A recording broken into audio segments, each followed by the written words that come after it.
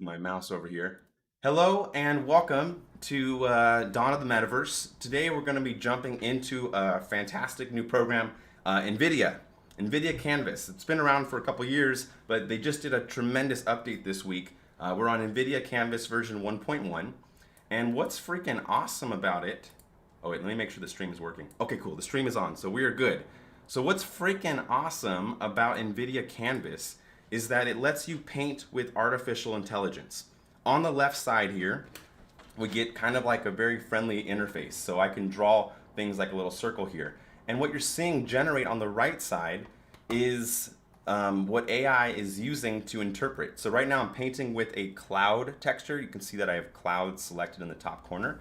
And when I paint with clouds, it knows from training thousands of images that when there's clouds that are around a sky, it might look like this.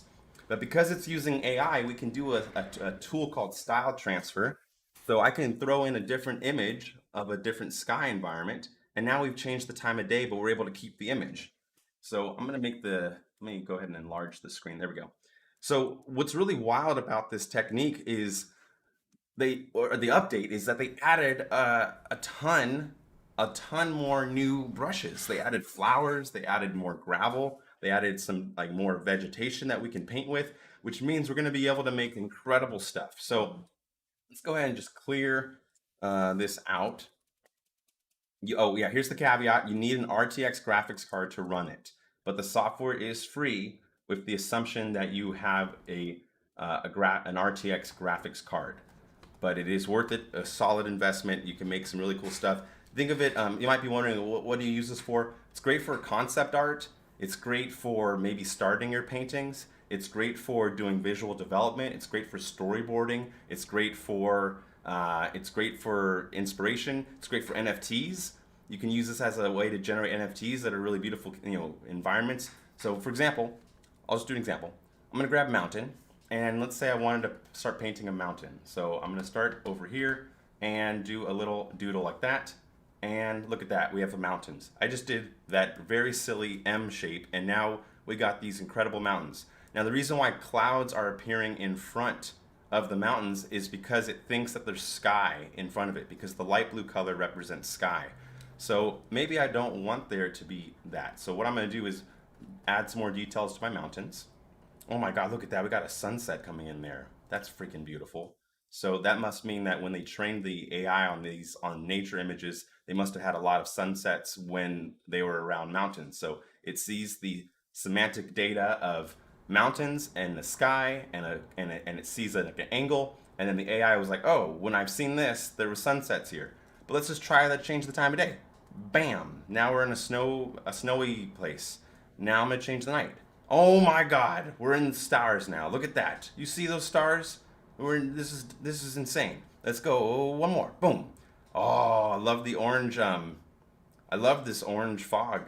And like, I don't think you realize, or maybe people don't realize. I think you realize if you're in the stream right now. But many people that are not in these live streams don't realize how fast creativity is changing. Like the space of creative technology is changing. This is a very different way of working. I'm doing basically a Microsoft Paint level work on the left side of the screen, and generating a photorealistic, procedural, infinitely adjustable version on the right. So it's insane. Let me make sure the stream is still working on YouTube, so I'm going to go ahead and take a peek. Looks like the stream is, oh, it says warning. The stream's current bit rate is lower than the recommended bit rate. Oh, I think it's because I have a lot of programs running right now. We have okay, I just want to make sure it's stored somewhere, because I want to share this with Nvidia and then maybe use this video as a pitch to do some sponsorships with them. So they'll be like, oh, we should give you better cards. And I'm like, yes, because I'll do content like this. But this one is not, this is not paid at all, but we will hopefully have that in the future. So again, Nvidia Canvas just got a huge update. There's three big ones. The first update is Nvidia Canvas now has 4 times the quality on the output on the right. Nvidia Canvas now has 5 new materials that we can paint with from AI. And Nvidia Canvas is now a little bit faster if you are running their software. So it seems like it's just super fun. I need to move my stuff on my keyboard here. Let me just say hello to some friends. Hey, I see EJ just joined. By the way, EJ right here, iDesign.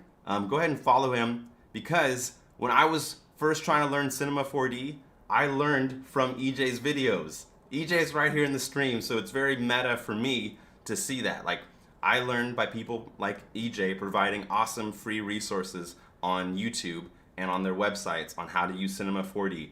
And then like it's just very meta for me. Like I'm doing the live stream teaching new tools like Nvidia Canvas, and then to see EJ appear in here is just blow my mind. 'Cause it's like, oh my God, I remember when I was learning from your stuff when I was like beginning in 3D and I know we talk a lot now, EJ, but I just wanted to give people a shout out to you because educators in this space, I want them to be more recognized. So thank you, EJ, for being awesome and providing me and many other people with tools.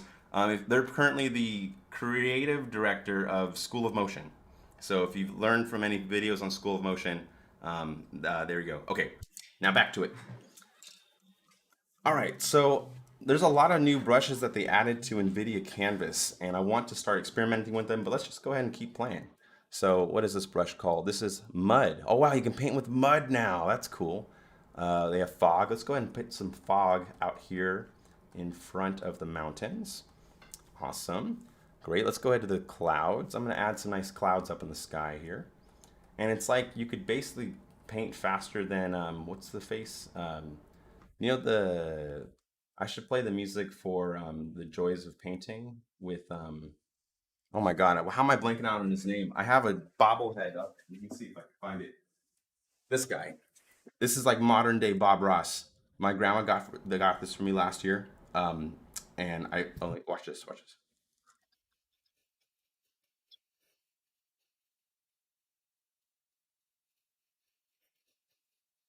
You hear what Bob said? He said it's the joy of painting is when you get to share with other people.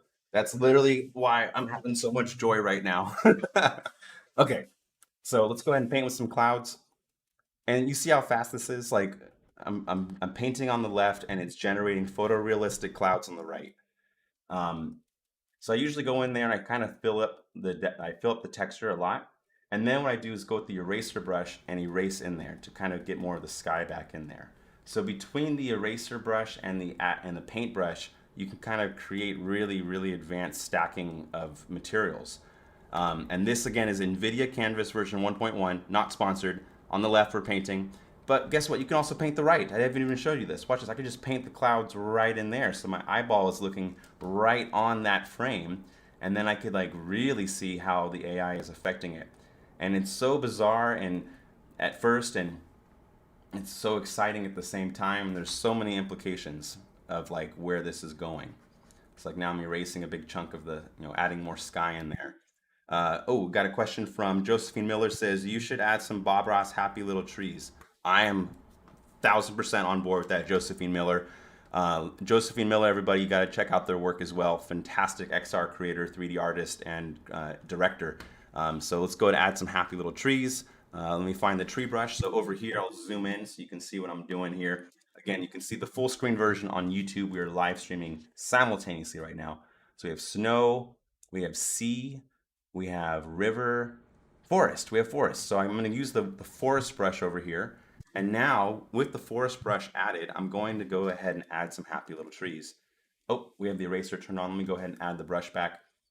There we go. So now I'm adding some happy little trees. I'm going to zoom into the AI version so you can see the happy little trees that we're adding. Bob Ross would be proud of how fast we're adding these happy little trees. Now I'm putting, oh wow, now there's a tree that's in front of the fog. Oh my God, do you see this? Now there's trees in front of the fog because on the AI, I put the green blobs here. That represents tree data. And now the tree data is literally in front of both the fog and the sky and the mountains. Therefore, the AI interpreted that and made it into like little trees in the foreground. There we go. So now we can create like a nice little vegetation on the side. Maybe I have a tree that's overhanging, in the top corner here, and we're kind of just like peering through the vegetation. I got a little happy. I got too happy with the trees. So this new version. Oh wow, there's two suns right now because we put the sky down. We put the sky, which is light blue here, and the sky is up there. So it thinks there's two different sun sources. I'm gonna put a river down here. That'll look really cool. So we're gonna go to the river brush, and then just start painting in a river. And again, what we're seeing on the left and the right, we can paint either side. So I'm going to start off on the left here and just paint in river. And then, oh my God, we can see reflections happening in there. Oh my God. Oops, I'm going to put the river through the, oh my God. Holy smokes. This is crazy. I'm just really excited with the visual quality of this. I wasn't expecting the resolution to be this high, so it's kind of like exciting to see this and as it's happening. So I just added river down here, and now we're getting this beautiful sunset, and the reflection of the sun is in the river. And do you see? Oh my God. You can see the ripples. Let me zoom in 800%. Oh wait, how do I pan? Is it spacebar? Okay, spacebar and left mouse button is how you can pan. You see how there's actually freaking ripples in the water? What is going on? Where are we going with this? I wasn't even thinking of adding ripples in the water. So the AI kind of can be an assistive tool in helping you create new ideas and think faster about the old ideas. And you see how I put the trees just behind the river, because that's the green represents the happy little trees, blue represents river, and then we have happy little trees on the bottom here, that green, and that's why you're seeing the trees down here on the bottom as well. I'm gonna again just check on the stream on YouTube, make sure the stream on YouTube is still going live, because I definitely want to share this with Nvidia when I'm done. Can someone verify for me that it's actually working on YouTube, as in like the audio? I can't tell if the audio is working on YouTube, and I think that would be really helpful. So if you can just let me know and then leave a message here on Instagram. Okay, continuing on. I mean, already you could print this out. You could, this could be already be enough, but no. I want to do a lot more. So they added another brush that I was super excited about, and it's flowers. So I'm going to add the flower brush and then go ahead and start painting in some flowers, maybe to kind of change up some of the vegetation. Beautiful. Next, we're going to go to, we have forest. What's this one? Oh, brush. They have brush. I'm going to add some brush at the bottom of the river so that we get a little bit of, oops, I don't like that. Let's undo that. Control Z, Control Z, Control Z, Control Z, Control Z, Control Z. I'm going to add another tool on my computer. It's a screen. Every button I press, it's now going to have it on screen. So just one more reason for why you want to join the YouTube stream is I have this tool that allows me to show you all my keystrokes. So I could be like, hello, or whatever. So it's going to have all the keystrokes that I'm doing on screen. So if you want to reference that. Someone was asking about 4 months ago about how I could make the videos on YouTube more accessible. So they'll have keystrokes and stuff on them at times. Okay, let's change the style.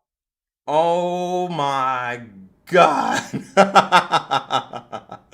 Wow, we just changed the time of day and it totally changed the mood.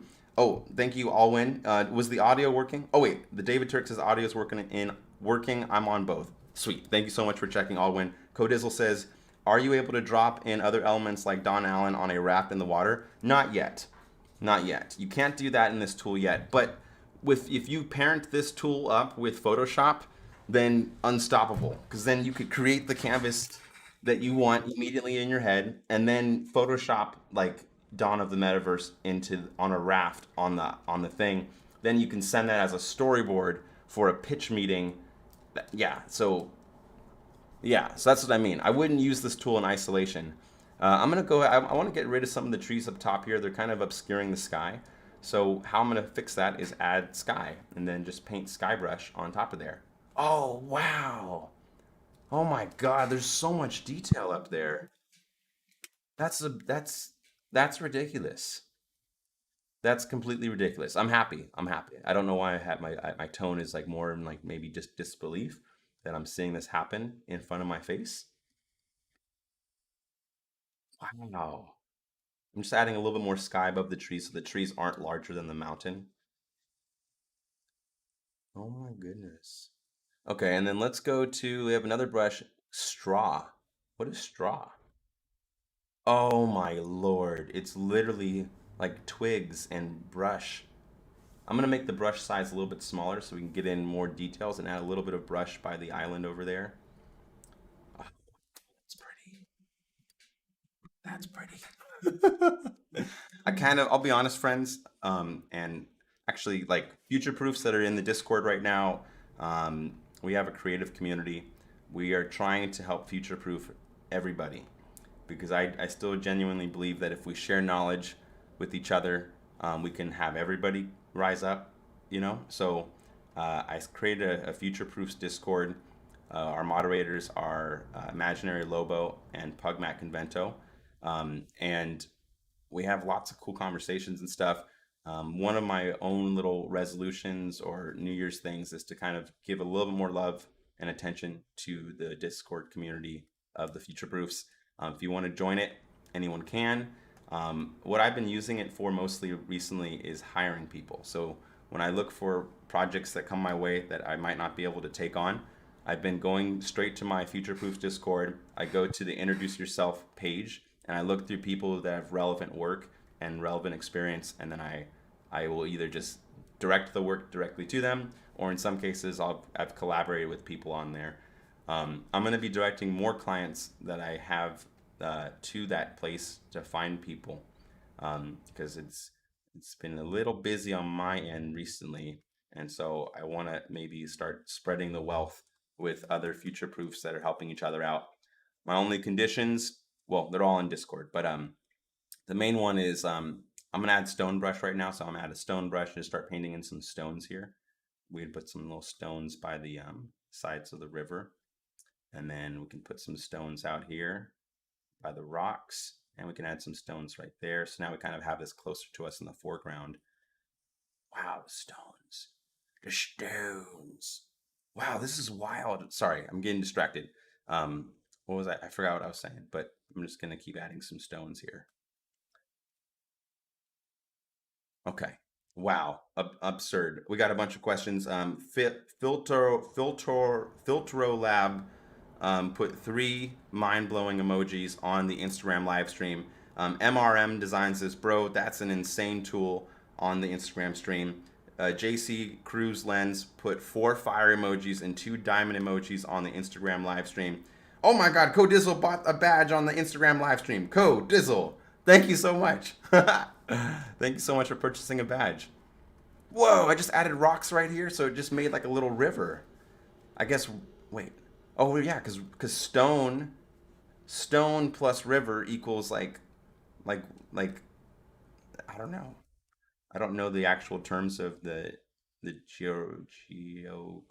geological stuff, but I understand visuals. That makes sense to me, kind of. Okay, next one. We have another brush. Sand. Let me go ahead and add some sand. Ooh, sand and stones and rivers, and now it kind of looks like we have like a little beach going on in front here. I'm gonna go ahead and make the brush size a little bit larger so that we have a kind of faster actuations. Okay. Codizzle says this is definitely a badge squad moment.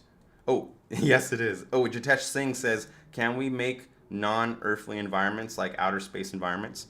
Not so much with this tool, but I use a different style GAN for that. It's a website called artbreeder.io. It's freaking crazy. You can do stuff that's not on Earth.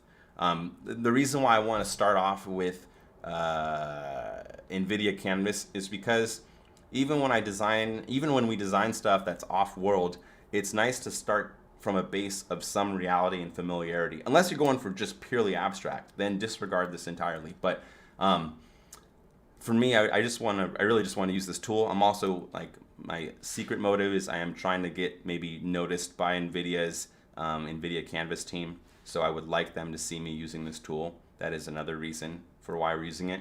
I love Artbreeder and I will keep using it, but I just got excited because I saw the update yesterday and I was like, I want to make a video about this right now. Okay, Charlie joined. Hello, Charlie. Oh, Charlie says wizard. Thank you. I appreciate that, Charlie.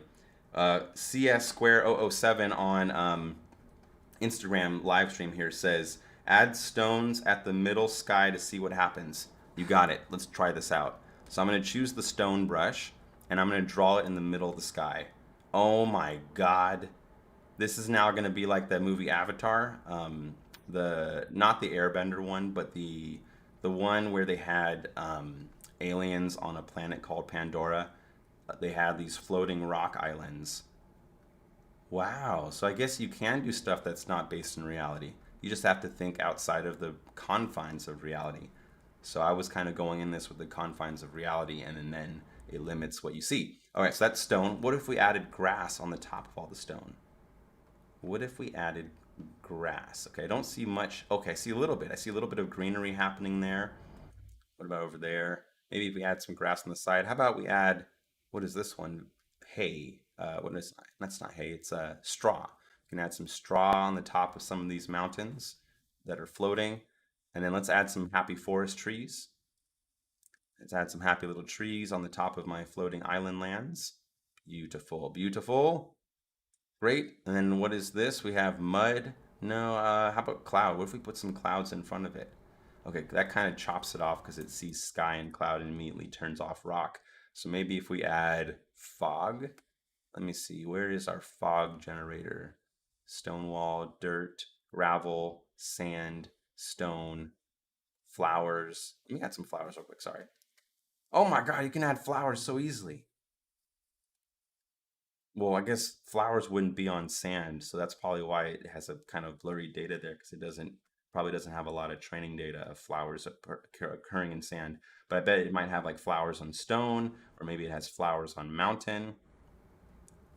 Okay, maybe flower is the newest tool, so it probably doesn't have as much training data as the other ones, so it's probably why it's not the highest fidelity. Oh my God, MRM Designs bought a badge. Holy smokes!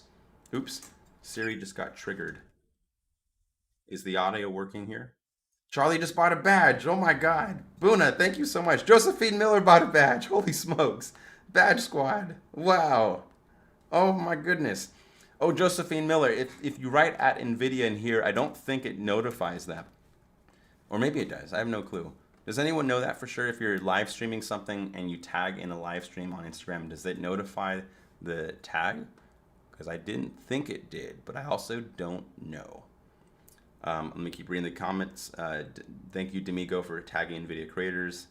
Boona says, "Oh, it works. Can you animate in this?" No, you currently can't animate, but here's how you could fake animate. What if you did a little design and then exported that as an image? Then did a little bit more of a design and then exported that as an image, and then added a little bit more and then exported it out, and now you have one, two, three. You have 3 images. You could loop them out and turn that into an animated sequence. Kind of like, you know, when I'm screen recording here, this would almost be, if I was screen recording, this could be an animation, right? Because it would have all that action happening as I'm drawing. So great question, Boona. We got a question from Jitesh, says, it notifies the tag. Oh, it does. Okay, Don Allen, you'll get this tag in your activity section in Instagram. Oh, wow. Okay, thank you so much for checking that out for me, Jitesh. That helps, so I will know in the future. Let me see what happens if I add a mountain on top of the rock.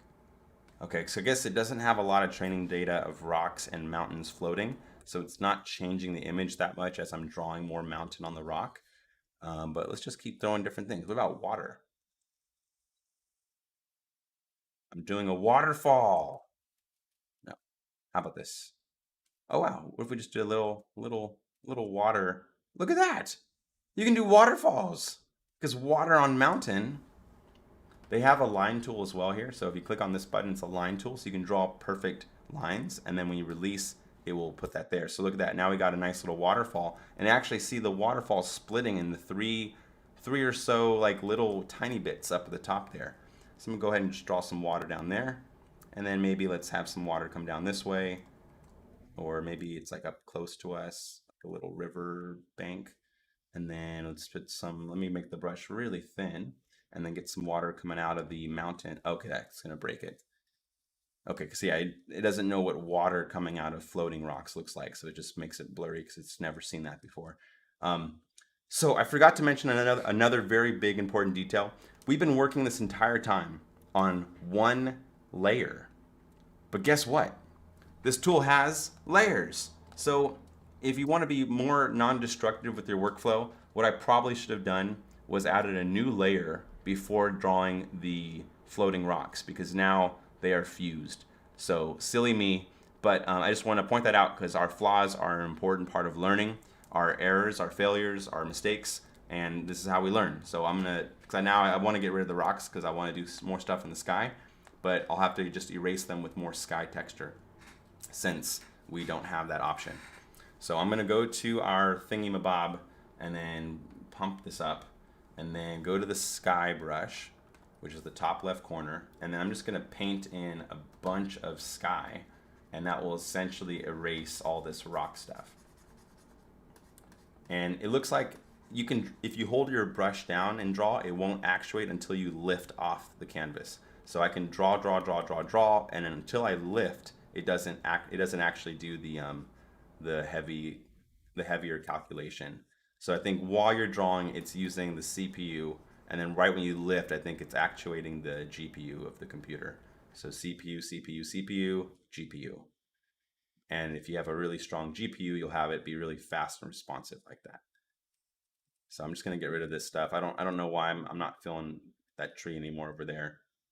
Wow, look at that. This tiny little flake, this super, super tiny little flake right here, that little brown flake, is being interpreted as this entire tree. How weird is that? So you don't have to exactly design a tree. You can just give it a little, you can give the AI a little indicator that this texture stands for tree, and a tree by rock and sky must be a tree off in the distance. So maybe that's a way to make smaller trees, is to just put very tiny little specks of tree on sky at far distances, and then we might get, you know, because I was having troubles with scale right there. I wanted the mountain to feel a little bit bigger, but when I was painting the trees, it was like, you know, making it all small or making the tree too big compared to the mountain. Now let's do a style GAN. Bam! Now we're in the nighttime. Whoa! You could almost see like a tunnel. So what if we put sky inside of the mountain? Would it be like one of those things? Let's just try it. I'm gonna go ahead and draw some sky in there. Oh my God! Now we have like an opening into the ocean. Except now we have two different sea levels. We have a sea level that's like here, and then we have another sea level that's there. So to fix that, I'm gonna grab the C brush, not Z brush. I'm gonna grab the brush called C, S-E-A, and then draw some C in there. Whoa, look at that. As you draw off the C, it actually raises the, wow, it's blowing my mind. My brain just blew up. Codizzle says, it will be crazy when you can drop a brown dot and circle through different trees. Oh, for different trees? I know that's just like that's just like one training data set away. You know what I mean? Like that's not far off anymore, given that they can do everything that we're seeing right now. It just means like instead of just training on trees generically, they could just give it a training set of like fir trees or maybe like a walnut tree. You know, if they just give it a large enough data set of tree, it will know what we're talking about. And then it will allow creators to then design stuff. So I'm going to use the line tool, since almost every time I've seen the ocean, it's always been really flat. I'm not trying to support flat earthers here. I take it back. When you look at the ocean on a cropped frame, it appears relatively flat. But if you use a really wide field of view, you'll see more of the curvature of the planet. Um, you can have a flat Earth in the metaverse, but in the physical reality verse, it turns out in our game engine, the way that the level designer made it, it's a spherical structure. I don't make the rules in physical space, but we can totally define the rules whatever we want in the virtual space. Okay, we got a question from Buna. If you have two images on top of each other, is the drawing will affect the both of them? Ooh, let's check it out. I'm gonna make a new layer. All right, so there's a new layer now, and I'm gonna give it a new material. So I'm gonna grab forest. Whoa, it's super clean. Wow, it's like palm trees. So it kind of knows a thing or two about what the trees are. It's weird. Wow. I'm just brainstorming here. So it looks like so I guess it's supporting two layers for us as creators, but the final image is being interpreted, I think, by one neural network that merges it all together. I don't think I can individually move this. Yeah, there's no move tool. I don't see a move tool. You can only paint You can only paint directly on it, but I can see in a future where you'll be able to have like a move tool. Like maybe you like this tree, and eventually you can just grab it, and maybe even rotate it like you would in Photoshop or something. But as of right now, that's a no. Codizzle says, "Can you change lens?" No, but I have found a hack for this. So, if any of you have ever taken a class in perspective, I found that if you cheat perspective, it will change the focal length of the AI image. So, what do I mean by that? Let me hide all my images. So now we're just a blank canvas. I'm gonna make a new layer. So, here's what I mean. If I grab, let's say, the grass, and I start creating these horizontal lines to indicate grass is down here. And I'm going to use the fill brush to just fill in a bunch of grass. Whoa! Oh my God! Excuse me. I was hoping it was going to just fill the middle, but wow, this is like a macro photograph of grass right now because we just filled the whole frame with grass. So it knows, there you go, there's the answer. You just have to give it the data that it is normally used to seeing with the lens that you usually shoot it with. So if I was a photographer and I took a picture of grass really really close up and it filled my entire frame, it would be very likely that it would be a macro lens that took the picture. That's what we're seeing right here. I filled the whole canvas with green. The AI is like, oh, I know what this is. I've seen grass fill up my entire field of view. It must be a macro lens. And I'm guessing then if I add some sky, let me just test out this theory, real-time testing hypothesis. If we start adding a sky, oh my God. Wow, it's changing the length, the focal length. It also looks like we have a depth of field going on here. You see how up here it's literally out of focus, and up here it's in focus? Because I'm thinking it's guessing what the perspective of the composition is. So let me keep adjusting the sky. Look at that. It's slowly changing into a, no, actually it's still pretty, it's still, wow, look at that. It's like a hill. Oh my God. What's going to happen to stock photography? Oh my God. If you can just make your own stock photographs by doing doodles like this, and then that's an image that no one in the world has yet, right? Like, especially if I added more complexity. But you see how it's getting it confused now? So I'm gonna use the flat line tool so I can get these perfectly flat lines. There we go. So now with an almost perfectly flat line of grass in the horizon, it's now in focus. Oh, we got a question from Codizzle says, I wonder where they're sourcing all their photos from. Good question. So a lot of companies actually do the photogrammetry, from my understanding, and then they sell their data sets to large corporations to do their training on. And then they're probably using server space from like Amazon, or maybe Nvidia has their own server space to do the AI training models. Codizzle says they seem to be linked. There is likely using a stock photograph bank to generate from. Yeah, because watch this. What if we did the sky over here? I'm just going to try to change perspectives here. So what if we did sky on your whole entire left side like this? And then we did an ocean. Oh, where's the sea? I always lose where the sea brush is. There's the sea. Let's add the ocean over here. I just want to try to break reality for a second. So what would happen if I gave it something that it's probably never seen? Like the sea. Oh, actually, you know what it's doing? Look at that. It's like it almost looks like we're seeing the side of a beach. And I think I'm starting to see waves because I guess that means the sea meets the grass. So if I add sand, I bet it's going to get really high quality because it's probably seen a lot more sand in between the sea and grass. Yeah, look at that. We're getting all these rocks now. Yeah, so I'm just kind of, it's weird. I'm painting with like with a guess on how they're sourcing the data, and I think that's going to impact the drawing decisions. Because right now I just did this super awkward shape of having the sea almost have this, I don't know, 130-degree angle here, and like it's trying its best to understand what's going on.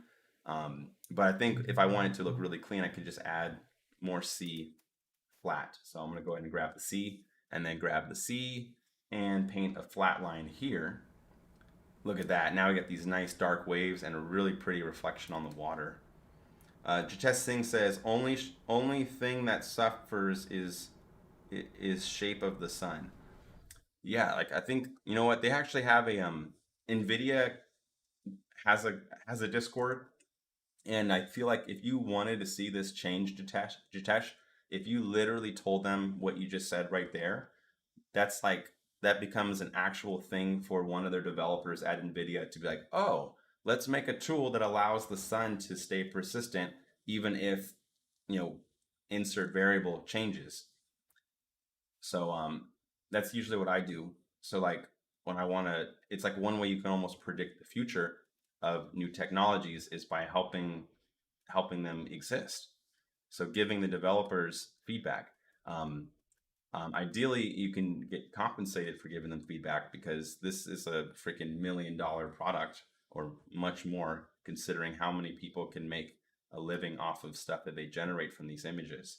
Um, so, it would be great if they compensated people for giving them feedback that could help their product. But that stuff is, usually they're a little bit slower in general. Companies are a little bit slower to finding ways to pay the creators and feedback. They usually get to it, but if you can afford to give them free feedback while you try to do side projects, then great. But it's not always possible.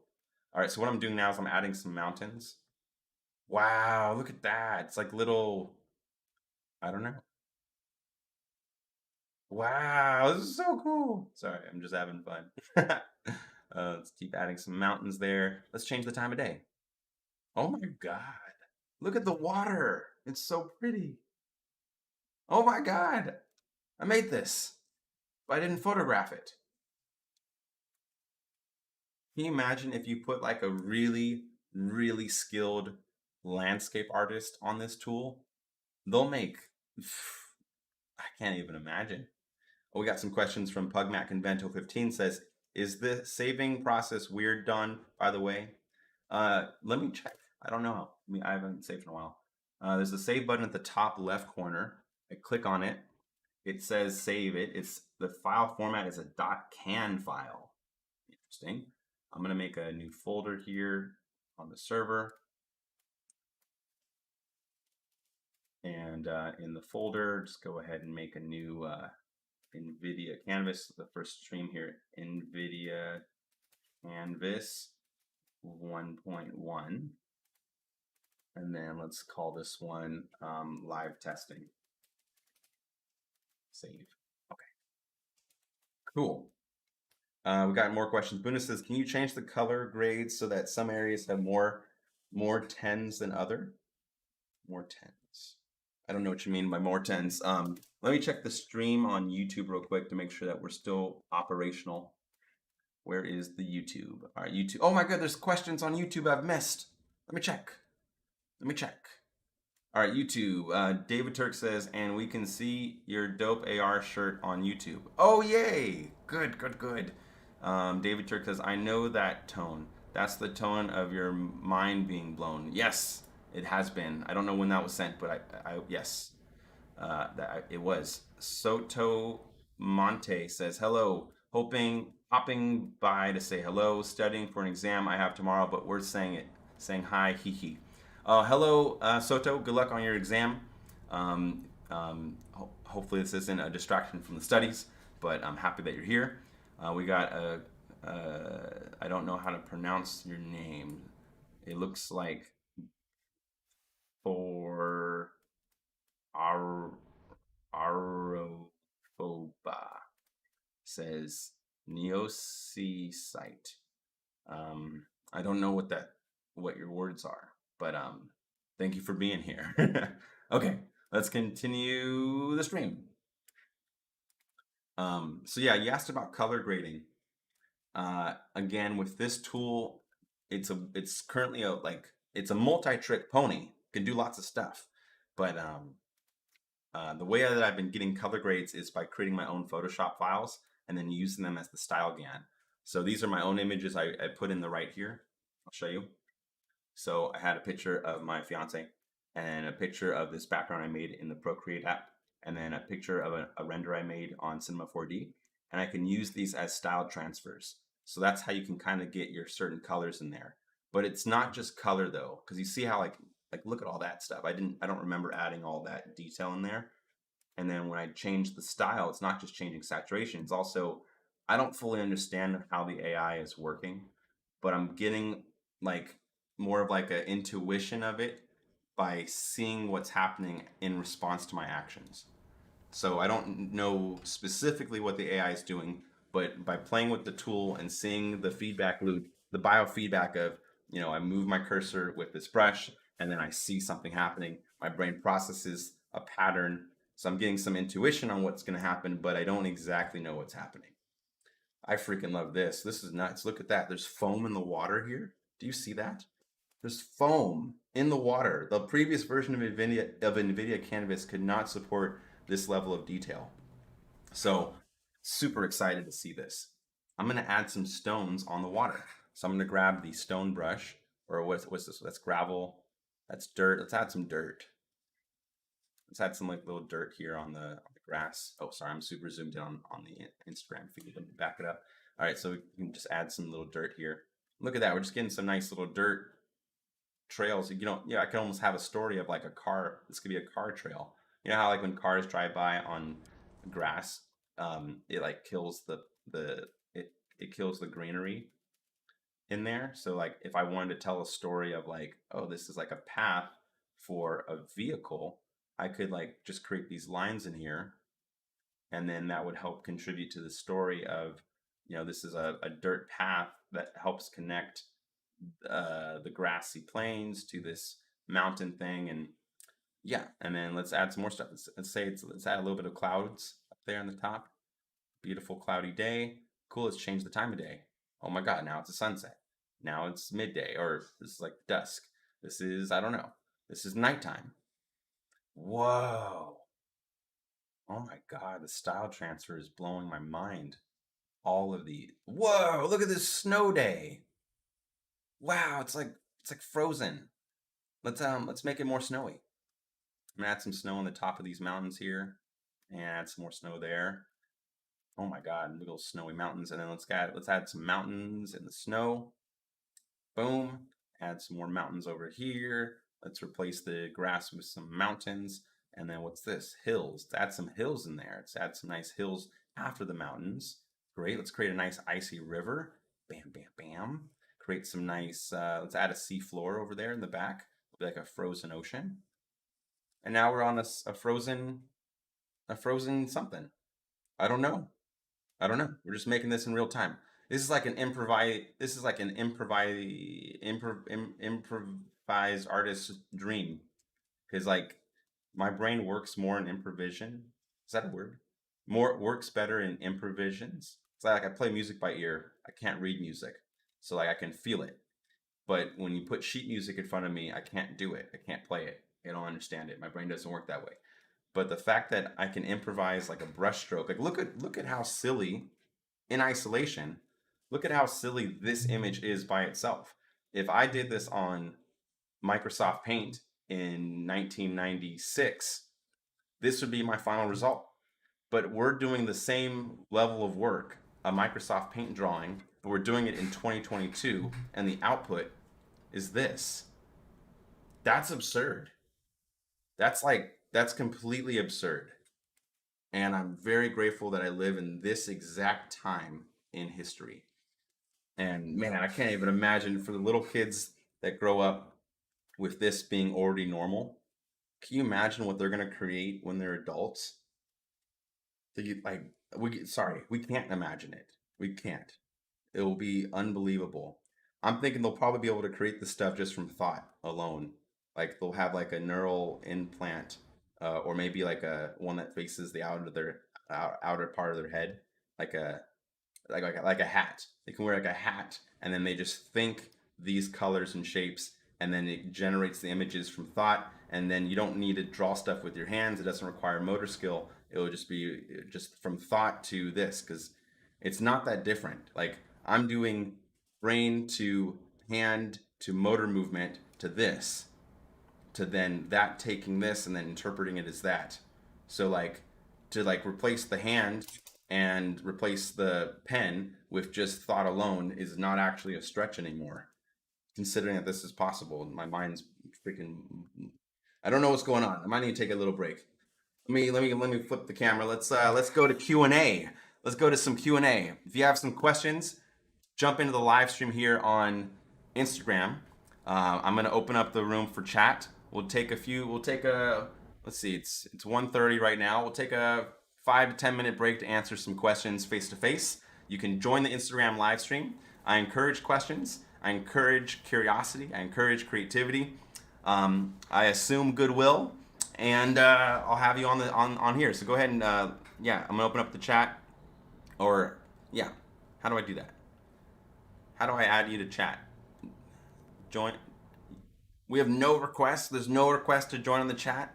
Okay, well then we don't need to talk about it anyway. Here we are we're on YouTube, so thank you so much for folks that are joining here on YouTube. We're gonna continue working. I just want to take a little Q&A because the implications for the future are blowing my mind, and I just want to maybe talk about it with someone face to face here in the stream. So feel free to join in the chat. What is this button? Oh, I can invite people to join. Whoa, that's cool. I'm I'm gonna invite Josephine Miller. I don't know what's gonna happen. We haven't coordinated this, so I'm just gonna see what happens. Okay, I just sent an invite to Josephine Miller. I don't know. What's gonna happen? Josephine Miller, you're welcome to join the stream to talk about. Oh my God, Josephine Miller's here. Hey, hello. Good. Happy New Year. How are you doing? I'm currently just on my sofa watching your live stream, so it's great to join. Oh I yeah. Have a question actually. Yeah. So, what's your view on the neural link implants? Because I know in the latest news, they're saying it may be out in the next year or so. I'm very scared myself, and I've watched Black Mirror and all of that, so I'm quite scared. But I'm curious what your opinion is on it. Yeah, so great question. Asking about like my opinion on Neuralink specifically. Yeah, so oh, sorry. Yeah, so I'm curious what your opinion is on the future of neural implant links, however you want to phrase it. Gotcha. So yeah, for folks joining the stream that may not have heard of it, there's a product called Neuralink.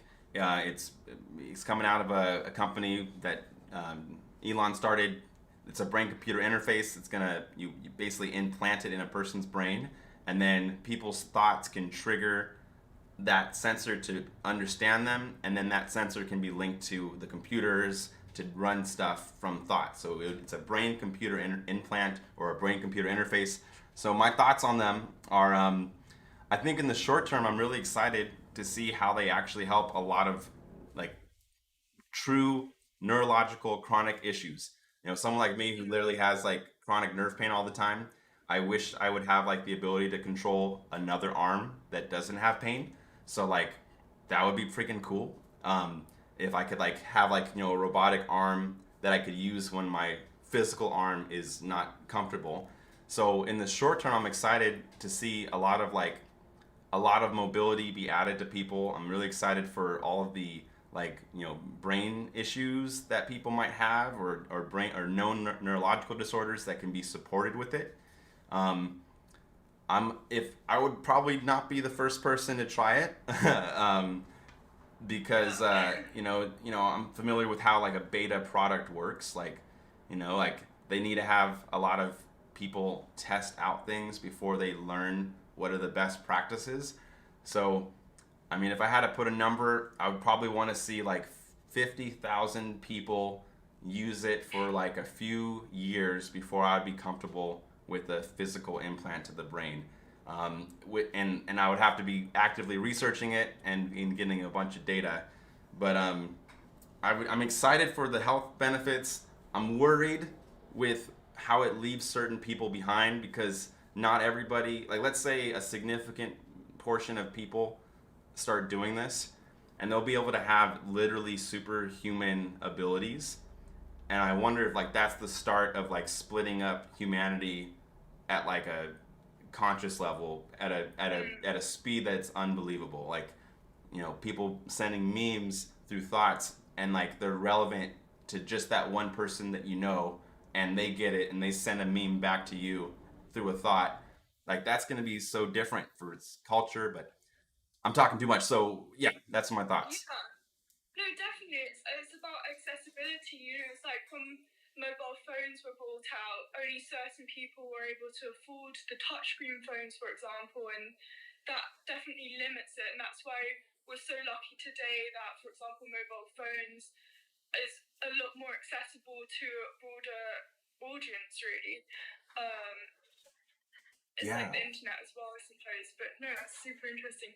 Also, Yeah. just going back to what you were mentioning with uh, Nvidia Canvas. Hmm. Was it Canvas? Yeah, Yeah. Nvidia Canvas. Which I think it's so fascinating what you're saying about with kids as well, because it's almost like Paint 4.0 in that sense that you simply only need like a mouse to draw anything, and it will really help younger kids to bring their imaginations to life, which I think is going to be super powerful. Yeah, it's gonna be so different. I mean, I'm excited for it, but like, I mean, that means like a kid starting off with this tool today, NVIDIA Canvas. Let's say there's like a 12-year-old kid right now who has a Yeah. parent or a sibling who has a NVIDIA graphics card. They could start painting with this at 12 years old, and they'll be producing images that like usually take photographers years to generate. So that's Yeah. going to be just normal. That's going to be like, oh, that's what you can just do. That's just a possibility. So I think for that 12-year-old kid, that means the future that they can imagine will just be so much vaster. Like Mm. they can have so many more ideas. I'm getting chills thinking about how much how much more opportunities and possibilities could come to their mind when they think of what they could do. They're like, oh, you should just be able to doodle it and then it should look like this. That just works. So I feel like maybe I'm not going to maybe timestamp this one yet, but in a period of time, I feel like we'll be able to do what we're doing right now, doodling on the left, and on the right, it generates a full Unreal Engine environment that has moving Yeah. water. The grass starts actually having wind physics. The snow is all procedural, and it gives the creator a slider to adjust how much snowfall and how much erosion. And all of those parameters only appeared because you doodled a couple of lines that indicated rock, tree, forest. So I think that's like the next iteration. So taking it off of just the beautiful 2D photographic image and then adding that third dimension and having that actually be like, oh, you meant grass that goes like 400 feet into a space. Let's generate geometry, plane, projection, and then create instances of grass that animate. Like, I feel like that's what's next for NVIDIA Canvas or somebody else who wants to beat them to it. Definitely. Yeah, actually, when I tuned into the live stream, because last year I found there are a few websites that already are doing something similar to this, but it's not as in depth. Ooh, There's this one, I'll send you the link, and you can create like AI monsters through the same kind of software, what? like using a very similar code. But you Wow. don't have like the layer aspects, and you can't change it from night to day or those color scenes, but it's so yeah, it's so cool. That's so wild. um, Like, so you're saying you tell me a little bit more about that? So what exactly is that? yeah, so it's actually a really similar software in the sense of you can, from my memory, it's you can create like wings, fur, eyes, claws, all of that. The, when I created like this owl and it looked so scary. Um, I'll send you the link after this actually. Amazing. Thank you. Yeah, because for the people who don't have GTX graphics cards, it's a really great option, like an alternative just to experiment with. Yeah. That makes me so happy to hear. So they can use it without a GTX, without the graphics cards that are required for this Yeah. tool. Yeah. It's literally just on a website. It's pretty fast as well. So yeah. I'm super excited. Well, Josephine Miller, thank you so much for jumping on No. and answering questions and asking questions. Do you have any other things before you go? No, I just thank you so much again for what you do, honestly. Like, it's so inspiring, and I love to tune Wow. into your live stream, so thanks for inviting me. Sure thing. Thank you so much. I'll continue. See you soon. Yeah, okay, see you. Okay, bye bye. All right. Thank you so much. Hello, everybody. Welcome back. Big thank you to Josephine Miller for jumping up on stage, sharing some really cool resources. If you missed it, Josephine was asking questions about what are the implications of brain-computer interfaces as it relates to maybe art or as it relates to just current day. And we also talked briefly about how similar Microsoft Paint was in the mid 90s, early 90s to the interface that is the main controller here on Nvidia Canvas, and yet the output of what you could do in Microsoft Paint in the 90s is not even close to what is now possible today. So, so for those that are jumping in the stream right now, my name is Don. Welcome. This is part of the Dawn of the Metaverse series. We're just doing some fun, creative stuff today. Just Nvidia Canvas version 1.1 just came out like this week, and they added like a tremendous amount of new features to their illustration tools. And I just wanted to jump on the stream and make content about it. We're simultaneously live streaming to Instagram, which you're here right now, and we're also streaming to YouTube. The reason why I'm streaming on YouTube and Instagram for this instance is just for accessibility, and I am also strategically trying to get Nvidia Canvas's team's attention with it. So that is my motive. This is currently not sponsored. I will have to let you know if it is. It is not right now. But I'm going to continue the stream. So thank you so much for being here. I'm going to go back to it. That was a quick little Q&A. We'll do another Q&A later. We'll have somebody jump up on stage, ask questions. Let me just take a peek at the stream on YouTube real quick and make sure that we're in good shape here. We got some questions from ODCCO. Says this is going to be crazy for the future, no doubt. I agree. Yeah, this is going to be very wild with what this means for people. So let's continue. Muted the mic. I hit the mic button. Is it on right now? Testing. Yes, the mic is on. Okay. And let's flip the camera back around. All right, we're back. So what we see on the left is what we've been drawing. And what we're seeing on the right is what the AI generated. And if you think I'm lying, watch this. I'm gonna add the cloud brush and just start painting clouds into here. So you see this is completely live. This is all just clouds that I'm throwing on top of this. So this is not a static image. This is real time. This is a program called Nvidia Canvas. And I really like this, and it has style transfer. So watch this. I'm gonna hit style transfer. Boom. Now we got the same shot, but now it's not a snowy day. Or maybe I want a sunrise or a sunset, or maybe it's midday. I don't like this midday one because it kind of ruined my mountains, but I love what it's doing to the water and the vegetation that's up close. Let me try some different AI filters. This filter was based off my own image. So this tool has a style transfer tool. So you can upload your own images, and those images can be, the style of that image can be transferred on to the Nvidia Canvas image, allowing for infinite complexity. So for example, how I'm getting all these colors is I made a render in Cinema 4D that had a lot of vibrant vaporwave aesthetic, big wave aesthetic colors, a lot of pinks, purples, blues, and cyans.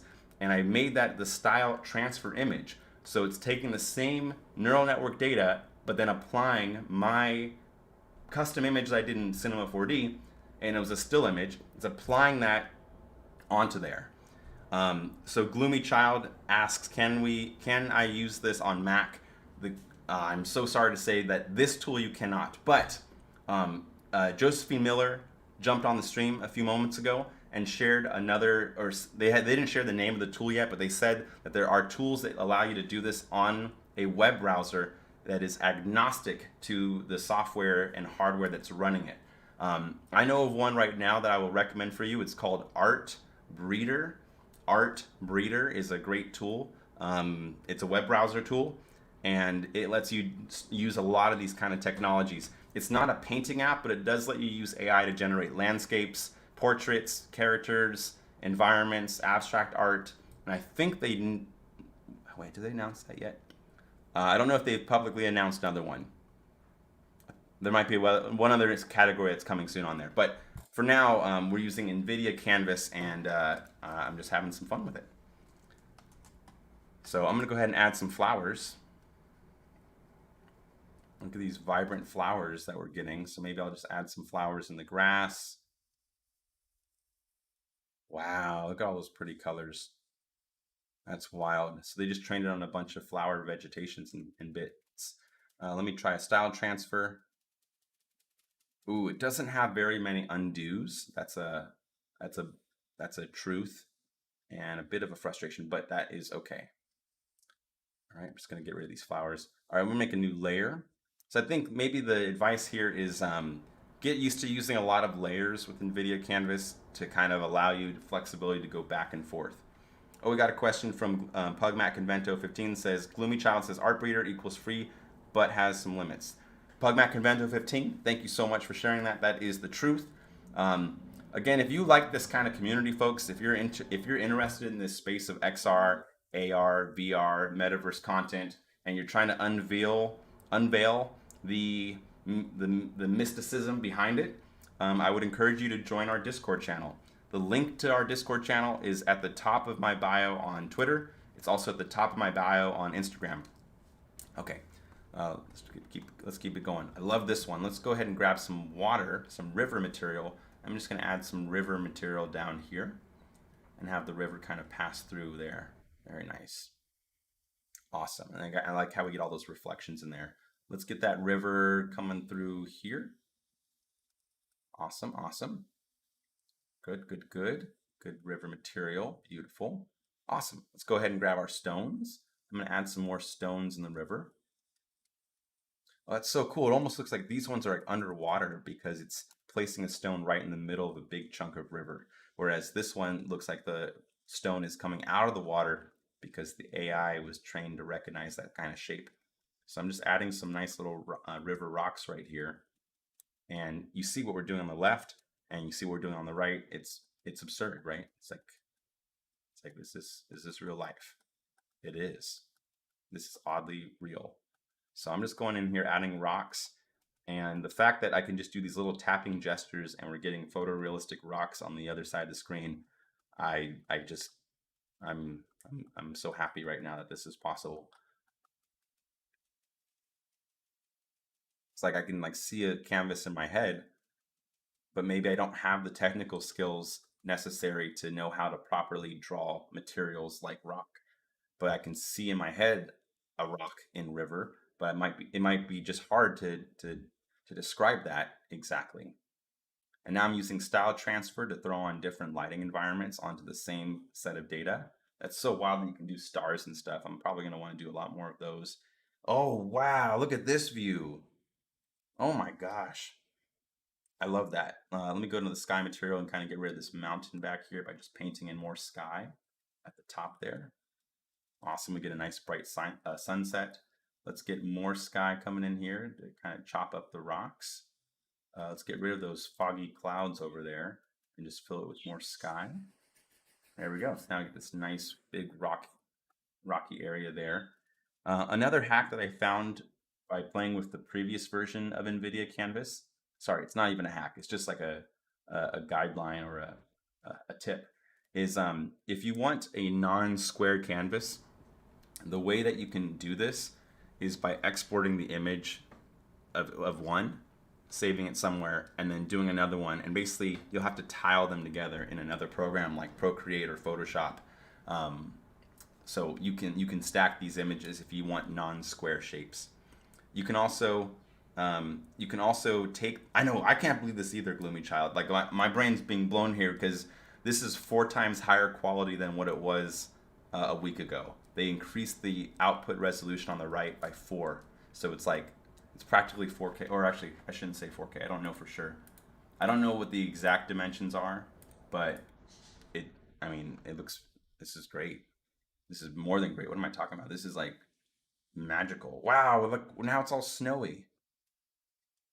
So it's just so fun that you could even just like experiment with just changing the time of day and see how much it changes the entire mood of the image. It's unbelievable. It's unbelievable. Wow, like my brain is it doesn't know how to handle this. Um, I mean, I'm grateful, I'm happy, but I'm also kind of like a tiny bit of me is a little overwhelmed with what this means. But I'll just slow down those thoughts by just doing more painting. Um, you know, that's one thing I really love about kind of art and tech is that like the art can almost be as a therapy to all of the change. So right now I'm adding a little bit of water into the. Actually, I don't want to put the water there. I'm gonna get rid of the water. Ah, should have put that in another layer. There we go. Kind of just pack it together there. You can add some mud. Good, good, good, good. Get some mud there. All right, let's make a new layer. Now I'm going to go ahead and add some flowers if I can. I guess flowers aren't usually on rock though, so see what it's trying to do is, I guess, yeah, flowers don't usually grow straight on rock, but maybe if we put some, what is this, straw, little vegetation in here, maybe that will help us grow the flowers because it knows that like vegetation would be a catalyst for having flowers around it. So I put some vegetation down first. Now let's try to throw some flowers on there. Not exactly coming out the way I want with the flowers. It's getting this really weird high contrasted view. This is kind of what I notice a lot of early neural networks look like. Thank goodness we did this on a separate layer because I'm just going to delete that layer.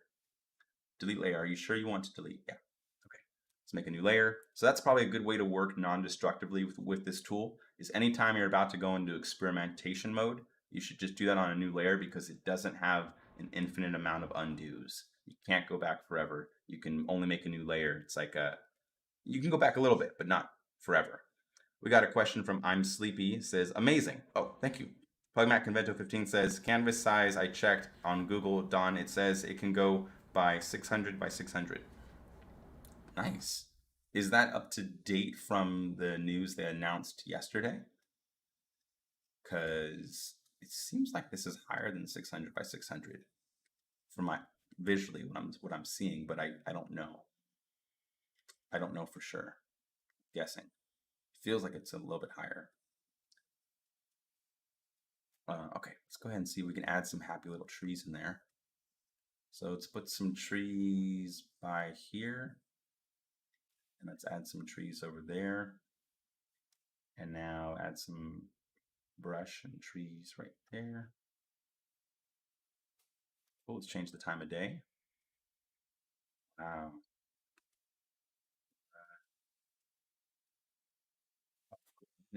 What else should we add? We have stone. What is this one? Fog. Let's add some fog in here. Let's change the time of day. Wow, look at the fog brush. That's so cool. It kind of like desaturates a lot of things. Wow. Sorry, I'm just going crazy here. Let me undo that. Let's add some snow. Interesting. It kind of just like adds ice. So if you put snow on top of water, it turns to ice. That's so cool. Oh my God. What's this one? Mountain. We already have mountains, but we can add more mountains. Or maybe I'll add a mountain far off in the distance. Wow, look at that. If you put a mountain, oh my God, you see that? I'm gonna undo that one just to show you how fast we just made that mountain off in the distance. I just drew that shape with a mountain, but because we did mountain on top of cloud, it knew that that should be really, really far away because in real life, when you see a mountain that's far away, there's usually, depending on where you live in the world, there's gonna be more atmospheric materials that are in front of um, a mountain. So you don't just get a mountain off in the distance, you get a mountain that's desaturated, a little bit blue shifted if you're on Earth's atmosphere, and then like not like blue shifted in energy, but just blue shifted from color absorption.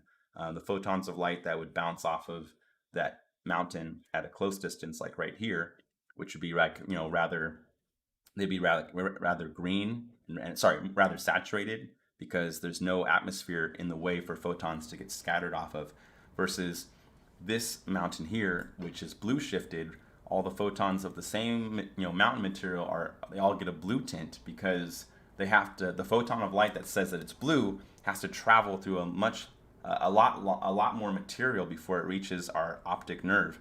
So as a result, a lot of the photon saturation is lost, and you get this color. So it's actually it's one way if you want to create distance in any of your scenes is to if you want to make stuff feel like it's really far away, you can just add less saturation and slightly tint the landscape blue, and human brains that were evolved on Earth will most likely interpret that as far away distances.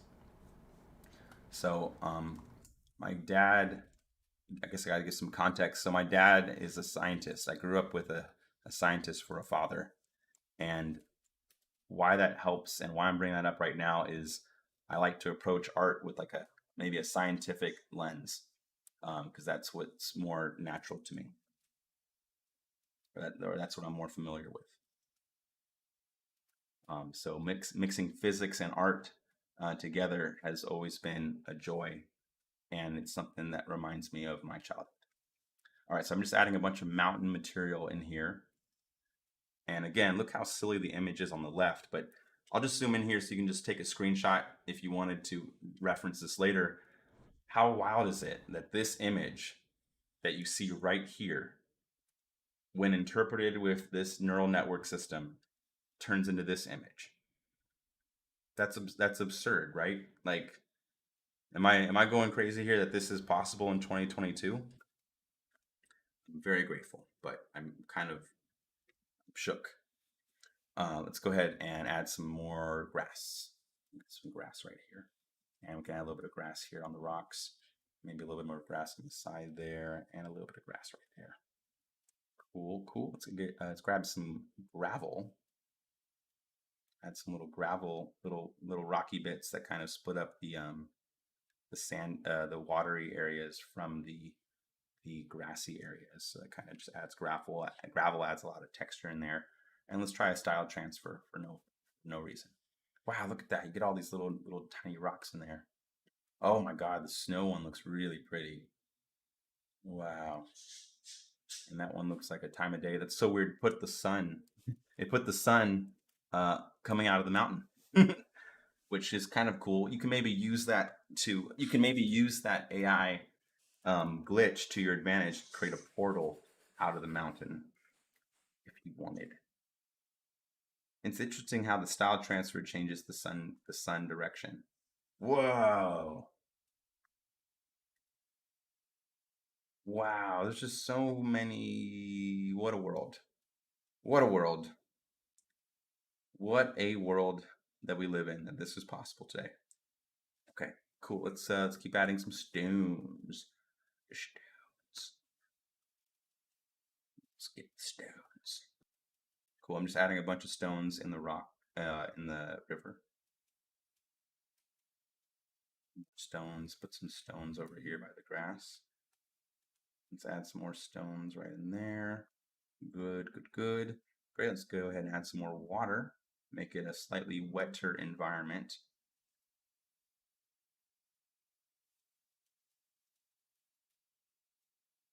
Oh wow, if you add water by the rocks, it turns into a splash.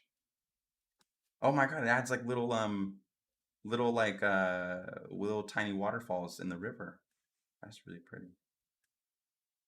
That's so wild that we can it adds the river splashing around because it has rocks. So I think it's starting to think that there's different heights going on here in the water.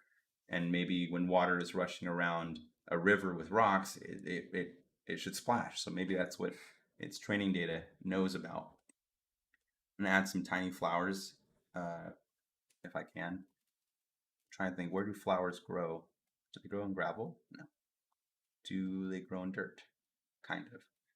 Okay, that's actually kind of working. So maybe we'll just add a little bit of flowers by grassy dirt areas. Looks like it's turning into moss. This one I'm gonna make the brush really tiny because I only want a little couple flares of color. And then let's try different style of generators. Okay, so not too many of these support flowers at the moment, which is okay. It's part of the style transfer tool. But I think you guys get the idea of where this tool goes and what can happen. We drew this silly image on the left, and we get this super photorealistic image on the right. I'll zoom in now on Instagram. That's what we drew.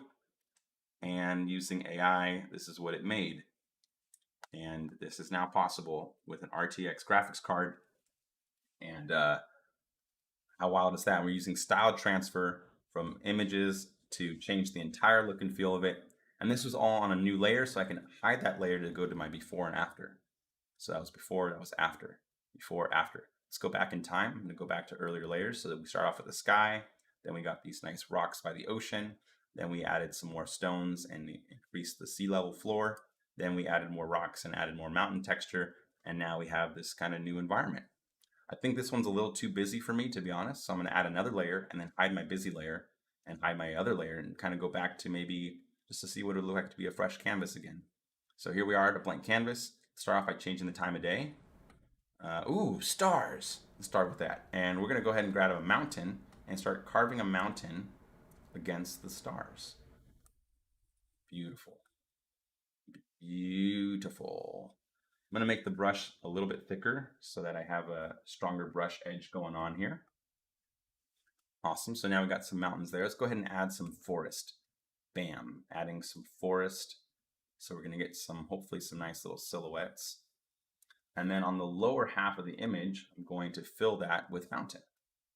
So it really solidifies that this is floor and this is sky at night. Next, we're gonna go ahead and add some water. So I'm gonna go to a river and place a river right down the middle. Oops, he's using the fill brush, bad. We're gonna place a river right down the middle of the forest. By grabbing our brush, just start painting a river right in the middle of our forest. And look at that, we're getting a nice reflective surface right inside of our forest. Just by adding a river in front of this beautiful sky, we're getting this nice light source coming in here, and we're bouncing that light around and giving us more objects to reflect off of. Oops, we lost a little bit of it, so I'm gonna back up a little bit if we can. See if we can get back to our river. There we go. Look at that. We got a nice pretty river along that beautiful night sky. And we just drew like a T shape. So a nice T shape is getting that result. If we used a flat brush to make it even faster, I think we'll get an even better river because rivers are pretty still at night. Well, I guess it depends on where on Earth, but in this land that I'm describing right now, the water is very still at night. Cool, so now we got some nice forest vegetation up there. We have a nice reflective surface of water. And now what I'm gonna do is add some stones. So we're gonna go to our stones and start adding and carving out some stones to live along the river. And by adding some stones along the river, we're gonna break up that silhouette. So I'm adding those to make more clear shapes because rocks are pretty sharp. And we can create little rock stacks in places, little extra areas for light to bounce off of, which is kind of cool. Great, and then I see some weird lighting happening going on here. I'm not sure what that's about. So maybe we want to take that opportunity to use a stone wall and maybe carve a wall into this, maybe a more artificial structure. Now we'll kind of grab a thinner brush. Maybe I'll put a stone wall over here and maybe a stone wall up there. And now we're just getting a little bit more structure into the side of the mountain, getting those really pretty stars. I want to get a little bit more water in here, so I'm going to grab the water brush and start to just expand that river so that we get more reflectivity in there for a little bit longer. There we go. So now it's like a little bit of water, getting a nice long river across, and I love those reflections that we're getting off the night sky. Looks like I'm having a competition here with two categories. The water and river are not happy with each other, the two brushes. So I'm going to try to replace it with more river. Kind of losing the shape that I wanted initially. We got a question from the Pixel Vibe says, wow. And Pippo2Real says, wow, what is this? What is needed to use this? First time watcher. Oh, wow, welcome. Welcome, first time watcher. Welcome to the Future Proofs community. What you're seeing right now is a program by the company Nvidia. It's called Nvidia Canvas. They just released their version 1.1. And what you need to do it, to use this specific tool, is to have an RTX graphics card in a PC. I don't think this works on Mac because it needs an RTX graphics card. But if you have an RTX Studio laptop, you should be able to run this software, and then you draw on either side. You can draw on the left side or the right side, and it generates these images. And if you don't have a PC, you don't have an RTX card, there are other AI painting solutions that are on the internet. One of them is Art Breeder, and I think it's a great resource if you're just trying to get started with this. Whoa, just made like a hole in the matrix there. That was weird. Let's change the time of day. Whoa! Really like the sunset time of day. That's kind of nice. So let's go ahead and add some more stones here along the river path. Kind of sharpen up the edges there. There we go. Just kind of adding some nice rocks. Let's add a couple rocks into the water.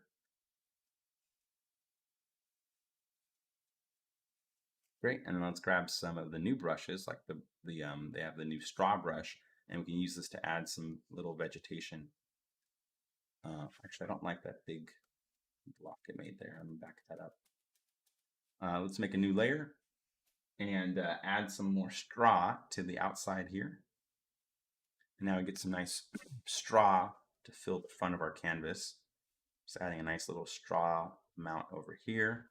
Let's add some straw over there. It's very rooty. Let me back those straws back up. Okay, let's go change the time of day. Nice. Nice. Okay, I just want to see the straw a little bit better in daytime. They're probably going to have the best results in the daytime because that's when the photo scans that they're referencing are probably, I'm guessing more photos are taken when the sun is out. So that means you'll probably get higher quality assets during the daytime. So I'm going to go ahead and add some sand into here to kind of break up the difference between the river and the rock. Give us a little bit of sand. Then I'm going to go to the new mud brush and just add a little bit of mud in between the river and the sand so that we get a much more natural transition between the types of material. Next, we're going to go and add some grass. I'm going to add sprinkles of grass into some of the mountainous areas, and then definitely add some up top of these areas where there's more trees, just so that we get a little bit more green vegetation into the shot. Because I think straw and grass is almost like vegetation that has more water and not more water. So just add a little bit of vegetation in there. I'm going to grab a really thin brush now with the line tool and create little patches of grass as like little flat vertical line or horizontal lines so that we can have tiny grassy plains on top of some of these flatter surfaces. And it's more of a subtle detail, but it can help because if we have grass really far away, it can make it seem like there's a nice little bank here and we're looking at a pond more or less by adding grass at the ends of it. So it's a cool trick to kind of think about how the brain, how our eyes see, and how do you know that there's a field beyond this river? And visually, all it is really a thin line of indicators that tell your brain that it's grass, and then our brain would normally project an image of what we think is back over there. All right, so I'm going to go ahead and grab some more brush. Brushes are great for adding more vegetation into transitional areas into our image here. And then we'll grab some dirt and create a nice little dirt path. Kind of open up the dirt a little bit more, maybe create a little trail over here by the water. And maybe we'll add a nice little dirt path along we'll just snake a dirt path along here. Maybe make the brush a little bit thicker so that we can cover a larger swath area. And let's get the dirt going there. Good, good, good. And then I'll just create a little dirt path going across the river there. Actually, maybe I want more water there, so we're going to undo that one, create a new layer, and see what happens if we add more dirt to the other side of the land. That's kind of cool. Let me pull it around there, just add a little bit more dirt to the hills.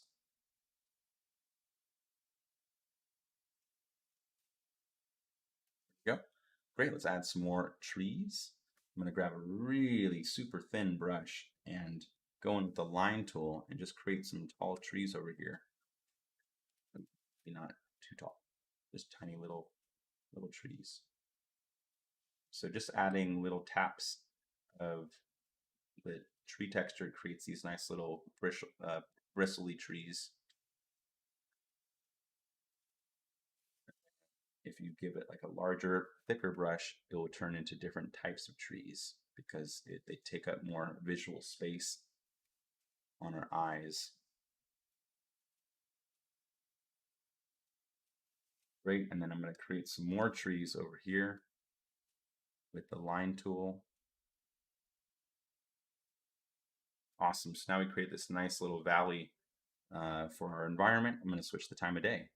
Look at that, all these different types of environments that we could generate with these scenes using this tool. Wow. I just coughed, sorry about that. Oh, I love this one too. Oh, snowy one's kind of cool. I love all of these. Whoa, the stars! I'm going to save this one. We should save some of these now. So I'm going to go to the export button, and then I'm just going to save these into my Nvidia Canvas folder. Oh wow, it saves it as a Photoshop file or a PNG file. That's pretty cool. I guess I'll save it as I guess I'll do a PNG for now. And give it a name. I'm just going to call this Stars. Stars 1, save it. Cool, let's try a different texture. I love that one. Let's go ahead and save that image out by going to the export button and then navigating to the same folder. Exporting that PNG, and I'll call this sunset. Cool, and we just made all these images using our general adversarial neural network tools that came with the Nvidia Canvas. And it goes much deeper too, because I can also add things like clouds. So maybe I have some clouds that kind of come in up at the top here.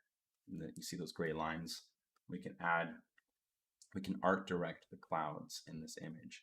So I can kind of pull some clouds in here and kind of, I'm trying to keep it like a bowl shape and maybe have a little bit more clouds over here that will be more reflective of the sun if they go back further. And now we have like a nice cloudy area. And that will look really cool with different lighting environments like this one. We get all these really cool light bits there. I'm gonna create some more horizontal lines. So it's kind of general cloud cover. It's now an overcast day. And let's try some different style GANs on there. So we get these nice orange clouds and ooh, it's a nice sunny day now. And now it's more in the midday. Now it's the nighttime. Now it's sunset. Oh, I love this sunset with the clouds. That's fun. Let's try this one. I'm going to save that one out. So we'll go to export that one and save that into this spot here as well. And we'll call this another image cloud cover. Cloud cover, maybe pink. Cool. Wow. So all these images we just generated. So now, you can make your own stuff. Throw some different networks at it. Wow, this turned more into like feels more like a Joshua Tree environment with like a little oasis. So many styles. I mean, this is wild, right?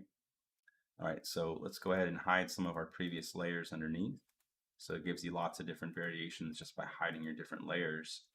You can study how different style transfers, like what's nighttime look with this or with that. Whoa. Or let's try midday, or that's more like dusk with this or this. And the fact that we generated all of these images using a neural network, we're able to kind of A/B it very quickly and learn a lot about the materials. What else can we add? Like, what is this? We have snow. That's cool. What is this one? Mountains. Let's put a mountain back there in the distance. Like why not? So I'm gonna grab my layer and create a nice little mountain over there and just start painting a mountain off in the distance, or maybe one that's a little bit lower.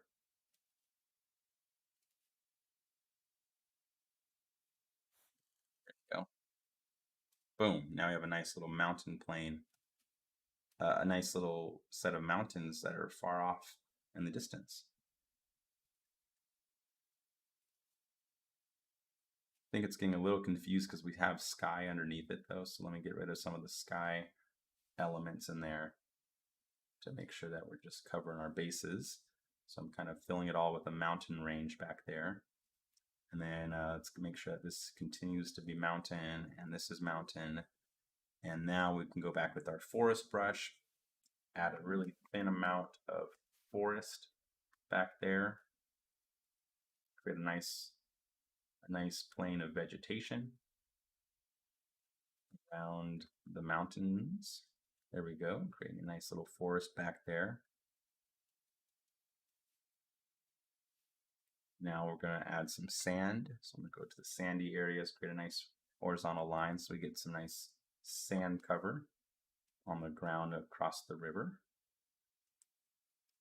And so I think one ways that you can get better and have fun with this tool is to maybe take some landscape painting classes. There's lots of really nice landscape painting tutorials on YouTube, of course. That might be a good first start if the class might be not the right time. Just going to add some more sand in here.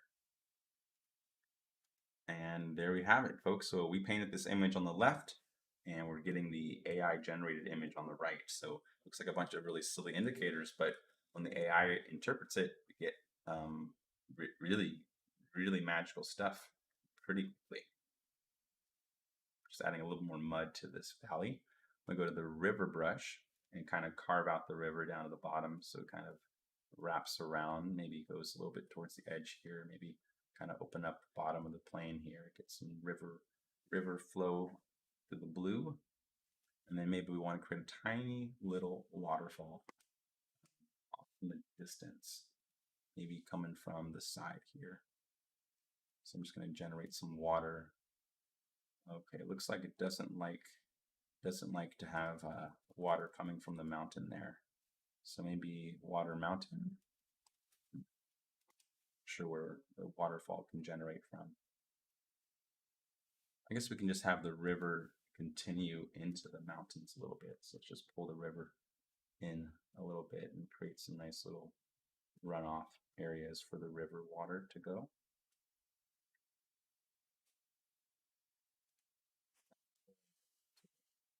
Here, dragging the blue to add more river water in there.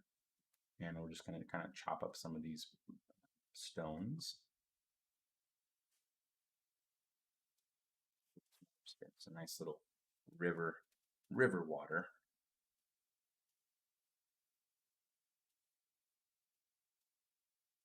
But you can customize the canvas as well, or like the interface.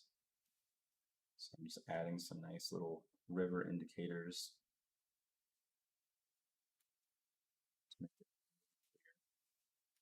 Keep those rocks there. Let's add a little bit more river texture over there on the right.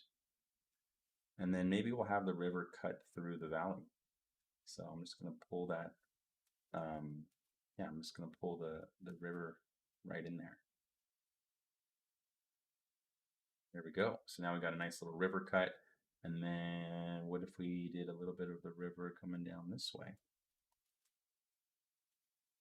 So now we get this super detailed canvas.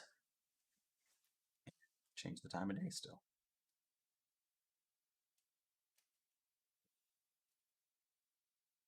Heard of magical time for technology and art to come together.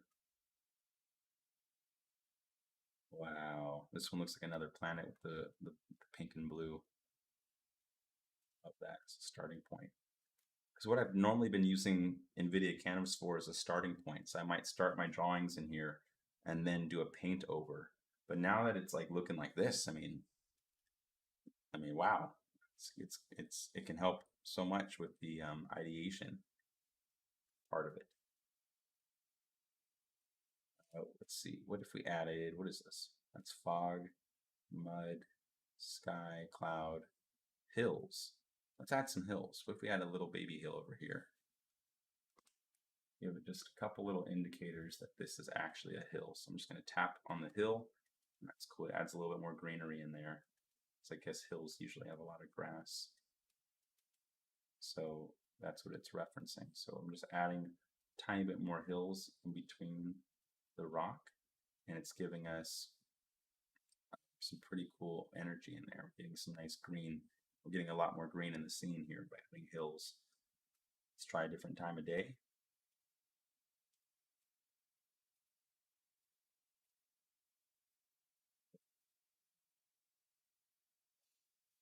Looks great. Okay, let's create a do some dirt. Let's do some dirt around some of these rock clusters.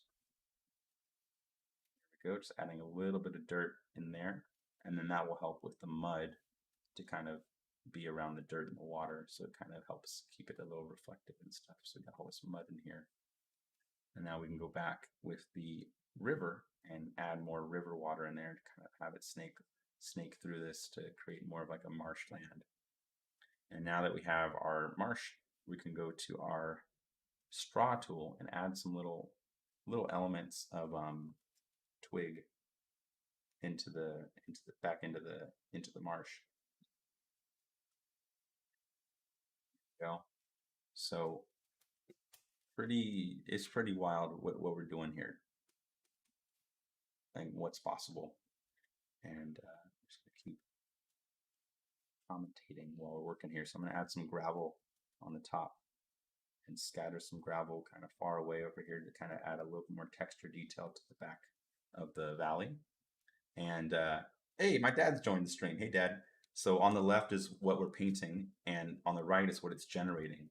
So I'll show you like a dramatic example so you can see the difference. So look at this. If we grab a big brush here and I start painting a cloud, see how it's painting? It's using AI to generate clouds based off of telling it the cloud should be up here. Actually, that's really pretty. I'm going to keep that. But I'm going to cover that sun with the cloud and see what happens. Okay, it doesn't like covering the sun with the cloud. I'm going to back up. And you can do this all as new layers. So I'm going to add a new layer to just do some nice, really big, chunky clouds. It is so nuts, right? Like the whole image. I can even zoom into this, Dad. I'll show you. Maybe go 400% zoom. So the fact is, look at this image. You see it one for one what it's doing. That cloud is that gray blob. And then those rocks are those colors. My dad says, I thought you were doing the opposite, drawing from a painting. No. Isn't that wild that this is possible? We're doing we're able to draw either side. So, and then because this is using AI, we can actually change the style. Boom. Just change the same data, but change the time of day. Or we can make it snowy. So now it's the same place in like a snow field. I'll zoom in here so you can see it. And then we can change it to night, and it puts all these beautiful stars up here. And these are all based off their training sets. So I'm just showing you different times of day with the same shot.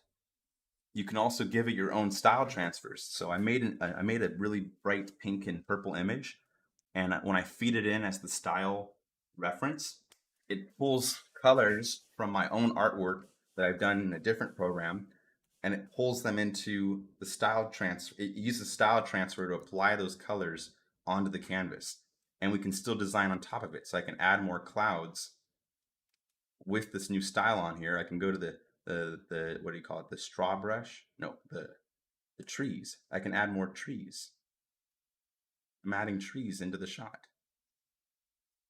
More forest. This is unbelievable. Oh, you meant from the photo. I see what you mean. My dad says, I can't believe anything you see anymore. Exactly. It is going to get weirder and weirder than moving forward. Yeah, you can't believe anything you see. Because like this could be like zoomed in during like a documentary show. And it's like, this is the surface of some planet, or in this case, like just Earth. Like the fact that it's like sunset here. If no one told me, I would think that this is a real photograph. Because like it's all trained on real photograph data, but it's all art directed. I directed these blobs, and then the AI assembled it into photorealistic imagery. So it's absurd. And I'm just showing you different style transfers. Like we changed the time of day. That's nuts. It's absolutely nuts. And I love this time of day. And oh, look at that. That's so pretty with the sun. I can go in here and add some more sand into here. I can go in with the stone brush and add a little bit more stones. See how we're getting those big glob stones. And I'm just like painting very, very crude shapes on the other side of the screen. But it's, I mean, actually you can move either cursor, but you know, you see what I'm doing. Like I'm drawing these little circles and it's creating properly lit stones in a photorealistic environment. Let's go ahead and add, what is this one? Oh, a stone wall. They have that now. It's cool. Or I think they had it before. I'm gonna add stone wall. Look at that. You can like terraform the photo. So maybe like we're sitting on a stone wall or something. I can create this big stone wall here.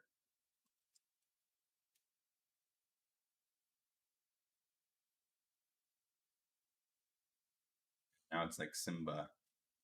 I wonder if I could design the Lion King's place, but using this tool. I feel like you could, because that shape reminded me of the Lion King. I forgot what it was called. Something rock.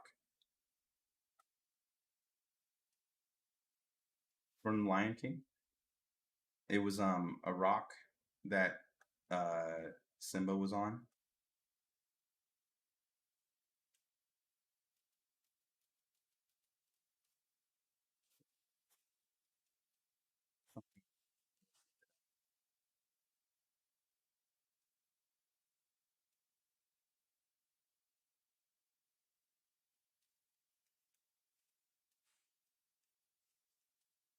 Yeah, you could do pretty. I mean, I'm trying to show you like a full depth of what this thing can do, but you know, it's absurd.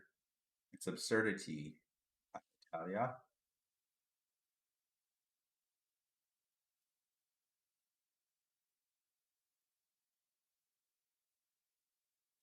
It'd probably be better for me to also reference nature because nature's already solved everything. So if I looked at more reference photography, I bet I could make stuff that looks even sharper.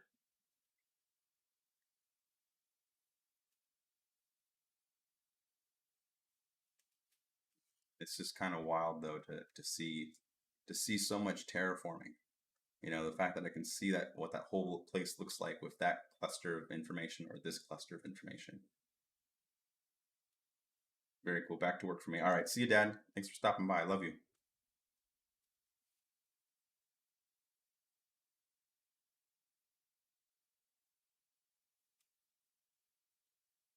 I wonder if I could like do like a statue or something over there. See, or if we do like a hand.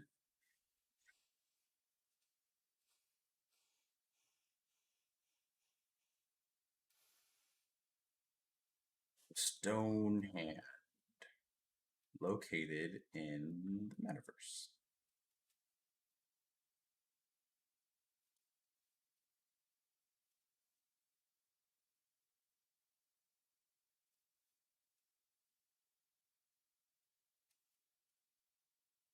Stone wall is looking really good. I love the texture it has in here. It's kind of absurd. God, there's so much texture in there. Whoa.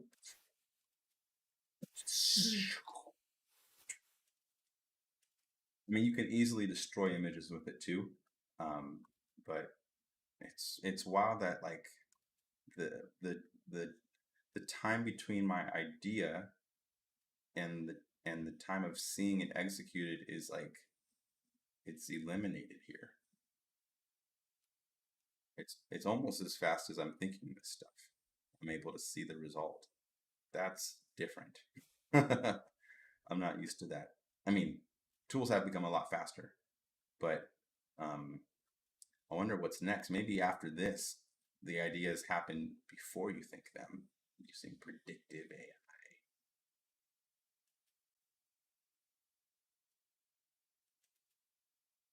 Wow, look at that. Adding like the walls over there.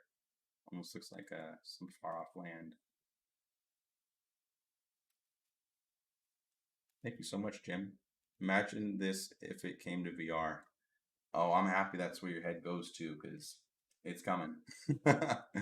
It's not that's not a stretch at all because you could take this information and then like tell it to generate a 3D model instead of pixel image.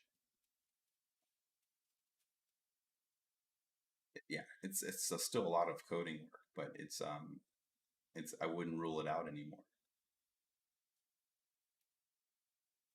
Let's get more sky here. Where's my sky?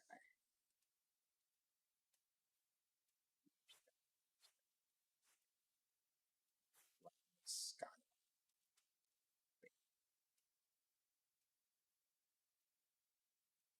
Anyway, can you imagine like maybe just having like an art? Like let's say you're trying to do like a movie and you're trying to pitch a movie location.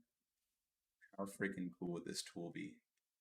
Where before you even build anything, someone is sketching different locations and then getting approval on those locations before they were even modeled, rendered, 3D printed, or physically constructed. The cost of materials can go down, the cost of production should go down, the cost of it should just reduce a lot of costs. I mean, it should be more efficient to create ideas if we're not, you know, wasting much of the time trying to do simple stuff. I'm gonna just do I'm gonna do a horizontal line here across the top of this rock thing, and now we got this nice little grass trail going up the side of it. And then I'm gonna add that same grass technique to the underneath the bridge, and now we have this totally new environment that is ready to be traversed. And then I can take it and change the time of day.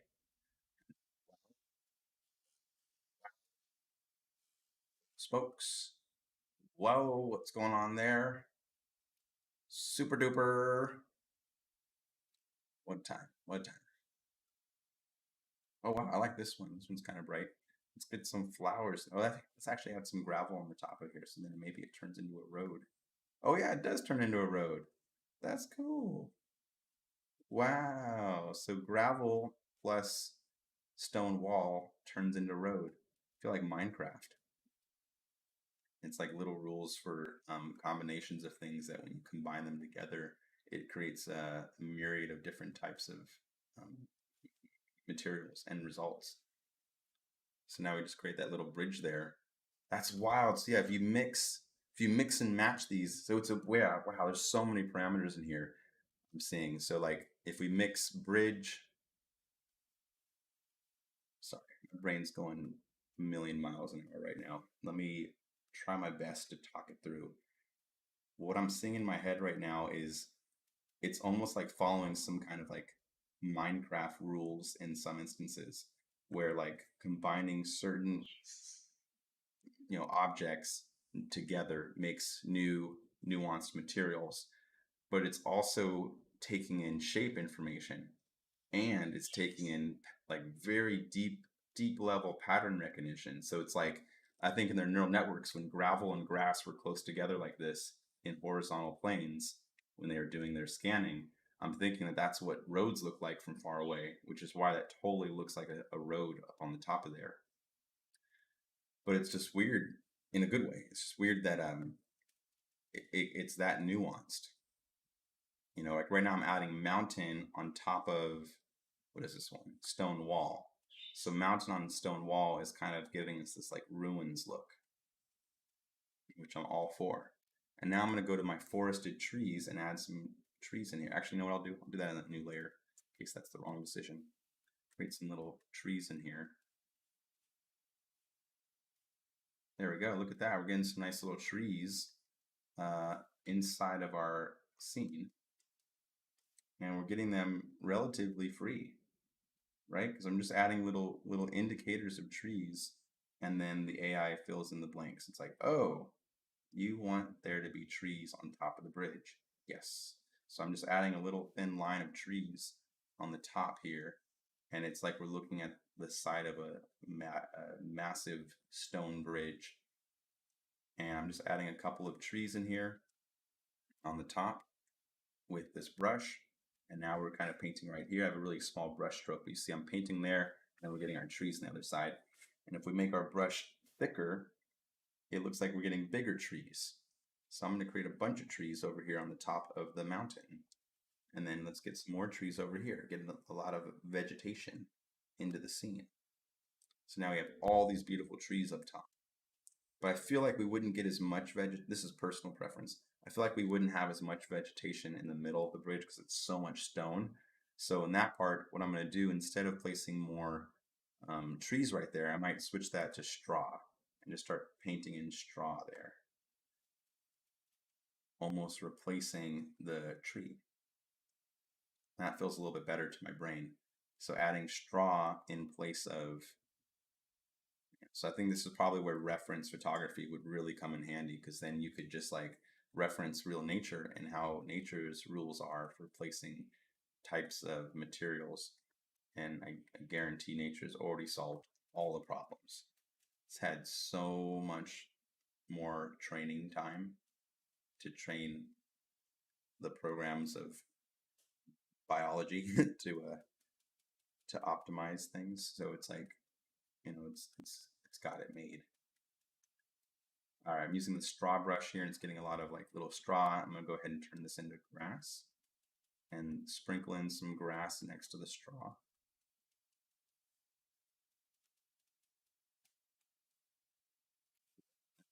This one, it's dirt, stone wall. Let's add some brush, add some little brushy bits to kind of fill up the vegetation underneath the bridge. It's kind of like a dry desert now underneath the bridge here. Now we're going to go to the river brush and add some river underneath the bridge so that we get some water flow going through here. Little streaks of water will be helpful because it will kind of look like the water has evaporated and dirt has kind of reclaimed much of it. So I'm adding a nice river underneath the bridge so that we get some nice waterways. And then I'll kind of pull some water from the sides of the bridge here and pull some water in from the side there. So we're kind of in like a marshy land. Yeah, so now we have all the like little marshland here by adding those waterways. Maybe we have it leaking, so I'm gonna maybe have some like water dripping down the sides of the rock. I don't know if that's working out that well. Maybe we take that away.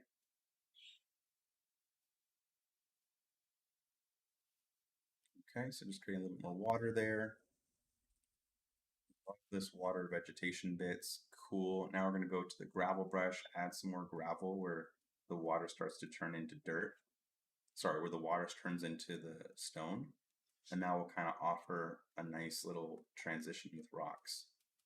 So I'm just adding some gravel throughout the waterway so that we get a nice transition. And now we'll use a style transfer to change the time of day. Oh my goodness. Wow, this is such a trip. So in their neural network, they don't recognize stone around a sky as being a different time of day than sky with trees on its lower axis. So it's interesting, we're getting two different lighting environments. It kind of makes me think this might be a cool way to create portals. Portal illustrations might be to create stone walls that are enclosed in areas, and then the style transfer doesn't know which one is, it doesn't know how to apply a different time of day to enclosed areas. Whoa, look at that one with the sun over there. I wonder if we can change the sun by changing the sea level. I'm going to go to the sea and add a sea level up here. What if we add a sea level there? Oh, my brain's going to break. Now we have a sea level above and a sea level below. I don't like it. Okay, but we've been at it for a while, folks. So we're going to go ahead and end the stream. Thank you all so much for tuning in to this live stream. The full thing is streaming onto YouTube right now. So I'm going to take a peek at YouTube and see if there's any final questions or comments before we wrap up. But yeah, this was the new update to the tool. We drew the image here. It generates the image there. They have way more textures that they added that we can paint with now in Nvidia Canvas, and they've increased the resolution up to 4x, 4 times. So let me go ahead and take a peek at the YouTube comments, see if there's any questions before we wrap up the stream. Okay, let's go to YouTube here. We've got some questions. Lewis says, can you turn this into VR? Yes. So one way I could turn this into VR would be to export this image and then use it as an HDRI map and wrap it around the inside of a sphere. And then with that sphere, you could have that be the sphere that covers your entire virtual reality environment. And then you would be able to say, like, you are in this space. You could basically project this into a sphere. And if you wanted the image to be higher quality, what I would do for that is I would basically first plot out how many squares I would want. So I would tile them all out, create a very rough sketch of what I want the full 360 to be. And then I would basically paint each image. So this would be one. And then let's say we would do a new layer, and I would paint what this image in my brain would look like if I moved it to the right. What would be there if I basically took my camera, pretending this is like a photograph, and pretending you took your camera and you shifted your camera 20 feet to the left and took another picture. You would just want to draw that image out, and then keep doing that same thing. You keep taking a picture, moving to the side, taking the picture, moving to the side. And then in Photoshop or Procreate, I would take each of these images, stitch them all together into a gigantic, super wide image, and then take that ultra wide image and wrap it around the inside of a sphere. And now you get to be in this very large, endless virtual environment. This would just be a 2D projection of it. The next level of that would then be to extrapolate which areas have different distances and then chop up the image into layers. So I would cut an image here, I would cut the canvas here, and I would cut it back there. And now I would have a foreground, a background, and a foreground here, a midground, and a background. And then you could make 3 different domes, each dome having a different one of the layers in it. So you could have each one of the domes. You see what I mean? Like if you had 3 different domes, each one has the same set of information minus what's not the foreground, what's not the midground, what's not the background. And if you stacked all 3 spheres and have them wrapped around your VR environment, it will totally trick the brain to think this is a fully virtual space. And I guess you can get even higher fidelity if you convert this into a 3D environment, and you just use this image purely as reference. So there's a lot of different ways you can utilize this tool, is what I'm saying. Like right now, I'm just adding, what is this? Cloud? What is that? Fog. This is fog. So I can add some fog in here and make like a nice little foggy day. So you can completely terraform. Oh crap! I didn't do it on a new layer, and you can only undo, I think, about 12 times. Oh well. Let's just change the style. Boom. Bam. Bam. Oh wow! I like this snow cave. I was just about to end the stream, but now I just want to add a little bit more stone wall here. Or maybe just cover the whole thing. There we go. So now it's just a bunch of stone. And then we can push the sea level somewhere ridiculous, like up in the sky. Oh wow, now it just changed my whole brain's perspective on the whole environmental shape. So I guess the sea level dramatically changes the lighting in your shot. So if you change the sea level, the lighting immediately and drastically changes. So be careful when using the sea level tool at a late stage in your workflow, unless you're trying to completely change your AI generated image. But that's it. That's a wrap. All right, thanks everybody. Bye-bye.